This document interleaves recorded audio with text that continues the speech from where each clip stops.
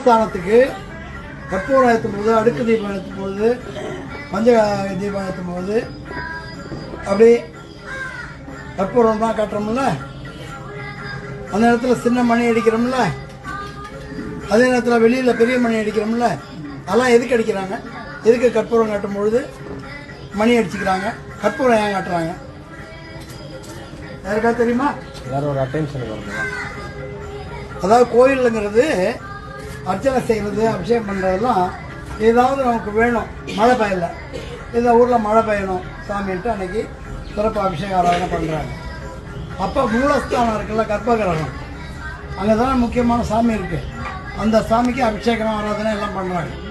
இதெல்லாம் வரணுன்ட்டு இல்லை இல்லை, மூலஸ்தானத்தில் இருட்டாக இருக்கும்.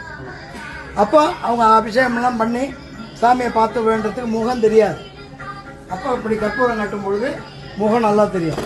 எப்போ கற்பூரம் கட்டுறாங்கன்னு தெரியாதுன்னு தான் இவர் பேசிட்டு இருப்பார், இந்த பேசுகிறாரு பாருங்க. அப்போலாம் அப்போ அதனால பேசக்கூடாது, இங்கே பாருங்க அப்படிங்கிறதா சின்ன மணி.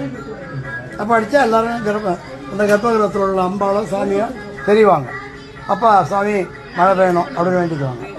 அப்போ ஊர் ஜனங்கள்லாம் இருக்காங்கல்ல, அந்த கிராமத்துலையோ நகரத்தில் உள்ளவங்களுக்கு அந்த நேரத்தில் எண்ணத்தின் ஒருங்கிணைப்பு தான் செயலாக வரும்.